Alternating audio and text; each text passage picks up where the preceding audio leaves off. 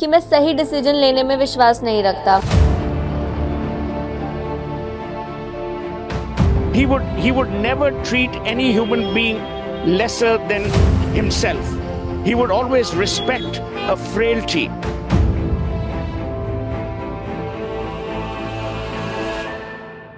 Ratan Tata's demise at 86, no more, but what a legacy.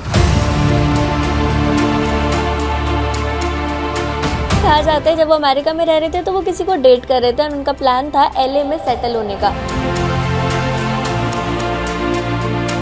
1991 में रतन टाटा जी को face करना पड़ा एक गैंगस्टर को, बट उनकी उस टाइम पे ये सोच थी कि वो किसी से भी ब्लैकमेल बिल्कुल भी नहीं होंगे।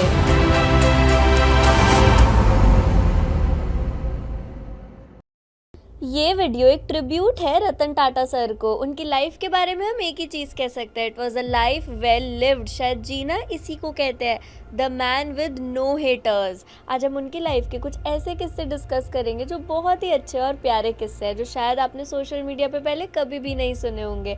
ऑल्सो हम उनकी एंटायर बिजनेस जर्नी समझेंगे ताकि और सारे एस्पायरिंग एंटरप्रेन्योर्स उससे मोटिवेट हो पाए।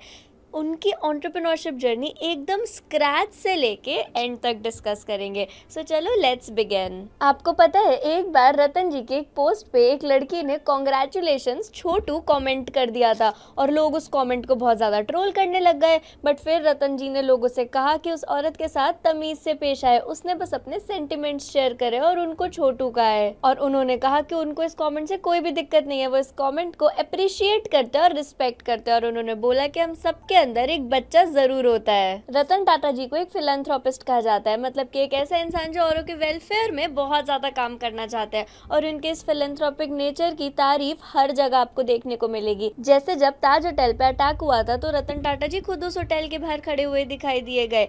एंड उस होटल में जितने भी वर्कर्स की मौत हुई थी उनकी फैमिलीज को लाइफ टाइम सैलरी दी गई, उनके बच्चों की जिंदगी भर की एजुकेशन स्पॉन्सर की गई। इनफैक्ट वहाँ पर जितने भी पुलिस वालों पे हमला हुआ था या जितने भी लोग उस होटल के सामने कुछ ना कुछ सेल करते थे उनको भी काफी ज्यादा हेल्प की गई थ्रू मॉनिटरी टर्म्स। और इसी वजह से यूके के प्रिंस चार्ल्स ने उन्हें बकिंगम पैलेस में इनवाइट करा था लाइफ टाइम फिलैंथ्रोपी अवार्ड देने के लिए। लेकिन उस दिन उनका जो डॉग था टीटो, उसकी सेहत काफी खराब हो गई और सिर्फ उसकी सेहत के लिए उन्होंने वो अवार्ड फंक्शन छोड़ दिया।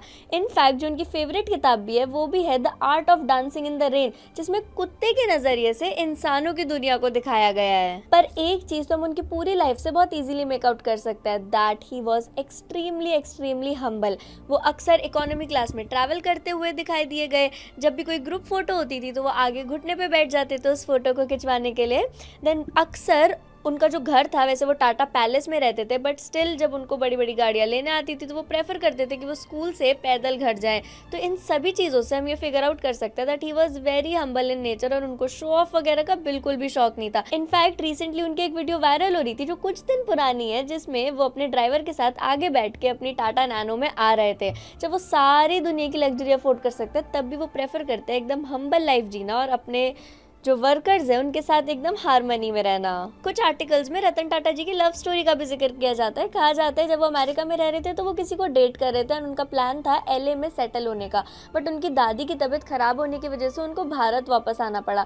बट जो उनकी गर्लफ्रेंड थी वो उस टाइम पे भारत नहीं आ पाई उनके साथ, क्योंकि उनके पेरेंट्स ने अलाउ नहीं करा, बिकॉज उस टाइम पे इंडिया चाइना 1962 वॉर चल रही थी। एंड फिर बाद में उनकी गर्लफ्रेंड ने किसी दूसरे लड़के से शादी कर लिया। ऐसा भी कहा जाता है कि ऐसा 4 बार हुआ है जब वो शादी के काफी करीब थे बट किसी न किसी वजह से शादी टल गई। तो चलिए ये तो बातें हुई उनकी पर्सनल लाइफ और उनके नेचर की, बट अब बात करते हैं उनके बिजनेस जर्नी की, जो किसी भी वेब सीरीज से कम नहीं है। जब भी हमारे देश में एक रिस्पेक्टेड बिजनेस पर्सन की बात होती है तो रतन टाटा जी का नाम जरूर आता है। और मैं तो वैसे भी बहुत सारी वीडियोस बनाती हूँ बिजनेसेस के अराउंड, इसलिए आज हम पूरा टाटा ग्रुप का बिजनेस को डिकोड करते हैं, रतन टाटा जी की लाइफ को डिकोड करते हैं। हर चीज जो हम सुबह से शाम तक करते हैं उसमें टाटा ग्रुप कहीं ना कहीं तो जरूर इन्वॉल्व है।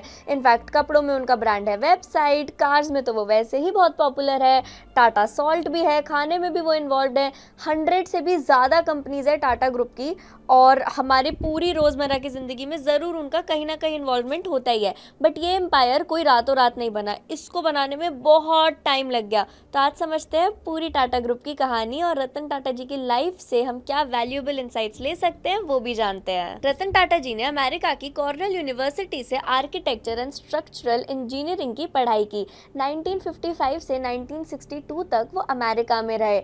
वहाँ पर उस टाइम पे राष्ट्रपति थे जॉन एफ कैनेडी, जिसको अक्सर रतन टाटा जी अपना रोल मॉडल कहते हैं। बट ऐसा जॉन एफ कैनेडी ने क्या करा जो रतन टाटा ने अक्सर उनको अपना हीरो बोला, बिकॉज 1962 में क्यूबान मिसाइल क्राइसिस को उन्होंने बहुत ही समझदारी से सॉल्व किया था, दुनिया को न्यूक्लियर वॉर से बचाया था। अमेरिका में ब्लैक्स के लिए इक्वल राइट्स का बहुत ही उन्होंने एक मुहिम चलाया था, जिसकी वजह से बहुत सारे ब्लैक्स को इक्वल राइट्स मिले एज वाइट्स, प्लस औरतों को भी वहाँ पर आदमियों जितना इक्वल पे मिले, इसके लिए भी उन्होंने काफ़ी मेहनत करी थी। इसलिए ही रतन जी जॉन एफ कैनेडी से बहुत ज़्यादा इम्प्रेस्ड थे। The shocking thing about Ratan Tatas life story is कि जब वो इंडिया आए तो उन्होंने कुछ टाइम IBM में जॉब की। देन एक दिन JRD टाटा का उनके पास फोन आता है कि इंडिया में रह के तुम IBM में नौकरी तो नहीं कर सकते, इसलिए मुझे अपना रिज्यूमे भेजो। बट रिज्यूमे तो रतन जी के पास था ही नहीं। फिर उन्होंने IBM में बैठ के ये टाइपराइटर से अपना रिज्यूमे बनवाया और JRD टाटा को दे दिया। देन उनकी टाटा ग्रुप में नौकरी लगी। किस पोजीशन पे? चेयरमैन, वाइस प्रेसिडेंट, प्रेसिडेंट नहीं, एज अ ट्रेनी। फिर रतन टाटा जी टाटा मोटर्स के जमशेदपुर प्लांट में शॉप फ्लोर पर एज अ वर्कर काम करने लग गए। वह अप्रेंटिस हॉस्टल के 11 नंबर कमरे में रहते थे और 6 महीने तक उन्होंने वहाँ काम किया। फिर उन्होंने कुछ साल तक टाटा स्टील में काम करा, जहाँ पर वो नॉर्मली वर्कर्स की तरह ही काम करते थे, जैसे और लोग रहते थे वैसे ही रहते थे। इनफैक्ट उनके पास एक साइकिल थी तब ट्रैवल करने के लिए, बट अल्टीमेटली उन्होंने वो साइकिल भी छोड़ दी थी और वो पैदल ट्रैवल करते थे। बट देन 1971 में उनके पास एक मेजर असाइनमेंट आया, assignment of Nelco which is national radio and electronics, जो खस्ता हालत में थी। रेडियो इक्विपमेंट बनाने वाली ये कंपनी 40% लॉस में चल रही थी। कंज्यूमर इलेक्ट्रॉनिक मार्केट का केवल 2% शेयर इस कंपनी के पास था और रतन टाटा जी को इस डूबती हुई शिप का कैप्टन बना दिया गया और देखते ही देखते उन्होंने इस कंपनी को फर्श से अर्श पे पहुंचा दिया। 2% शेयर से 25% मार्केट शेयर तक पहुंचा दिया। बट जितनी स्पीड से ये कंपनी ऊपर गई थी उससे डबल स्पीड से ये कंपनी नीचे आ गई, बिकॉज उस टाइम पे इमरजेंसी लग गई थी और इकोनॉमिक स्लो डाउन आ गया था।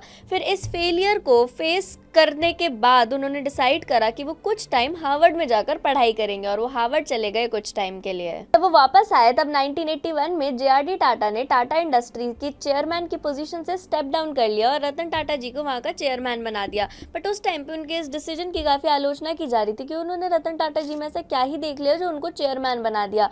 बट स्टिल यहाँ पर हमको एक बहुत ही इंपॉर्टेंट लेसन मिलता है। जब हर कोई उनकी कैपेबिलिटीज पे डाउट कर रहा था तब भी वो एकदम बोल्ड थे और एकदम पॉजिटिव थे। वो बहुत कॉन्फिडेंट थे कि वो टाटा ग्रुप को एक नेक्स्ट लेवल पर ले जा सकते हैं। उन्होंने कभी भी सेल्फ डाउट नहीं करा और यही क्वालिटी होती है एक लीडर की। चाहे कोई आपके बारे में कुछ भी कहे, बट आपको अपने ऊपर 100% कॉन्फिडेंस होना चाहिए।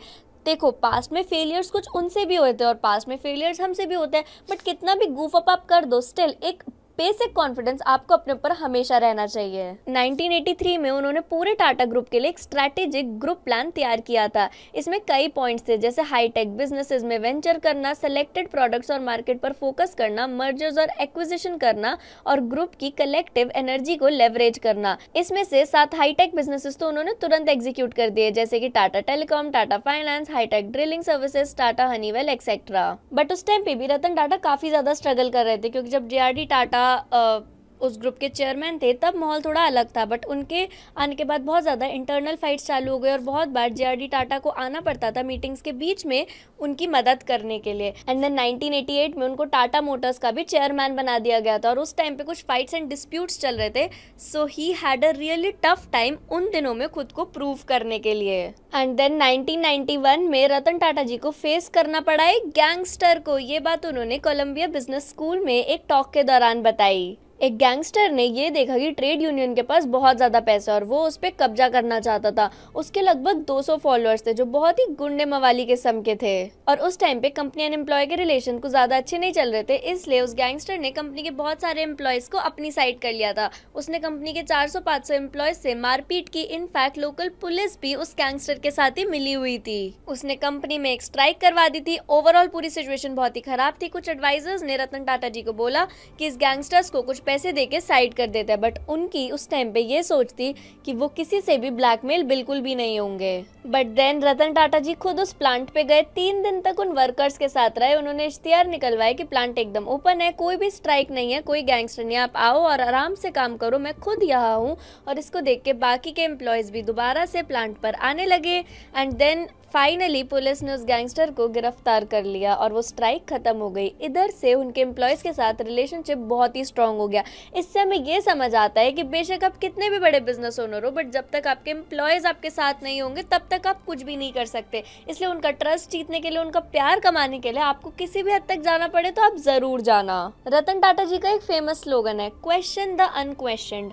ऐसा ही होता आया है, इसका मतलब ये नहीं है कि ऐसा ही होता रहेगा। इसी से मुझे एक इंटरेस्टिंग किस्सा याद आता है, जब टाटा ने फोर्ड को खरीदा था। चलो उसके बारे में बात करते हैं। 1999 में रतन टाटा सर और उनकी टीम बिल फोर्ड को अपनी कंपनी सेल करने गए थे, बिकॉज 1998 में भारत की पहली फुल्ली इंडिजिनियस कार लॉन्च हुई थी, टाटा इंडिका। उसकी सेल्स अच्छी नहीं जा रही थी, तो अगले साल 1999 में रतन सर और उनकी टीम को लगा कि उनको इस कंपनी को बिल फोर्ड को बेच देना चाहिए। इनफैक्ट बिल फोर्ड ने उस कार की काफी बेइज्जती करी और बोला, जब आप लोगों को कार बनानी नहीं आती तो बनाते क्यों हो, ये पैसेंजर कार क्यों बनाई है। इस इंसल्ट की वजह से रतन सर का मूड काफी ज्यादा ऑफ हो गया और उन्होंने अपनी कार को बेचने का इरादा ही छोड़ दिया।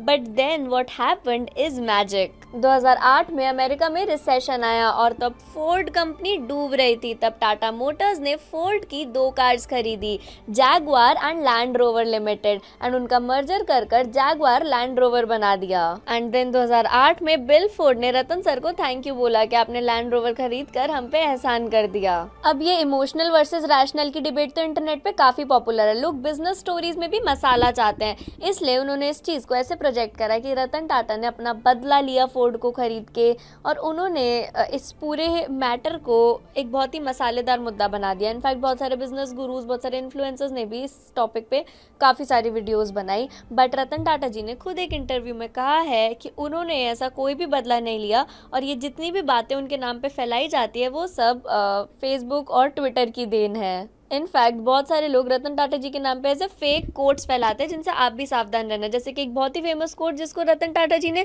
खुद क्रिटिसाइज करा था, वो ये है कि मैं सही डिसीजन लेने में विश्वास नहीं रखता, मैं डिसीजन लेता हूँ और उसको सही बना देता हूँ। कितना फिल्मी डायलॉग है ये।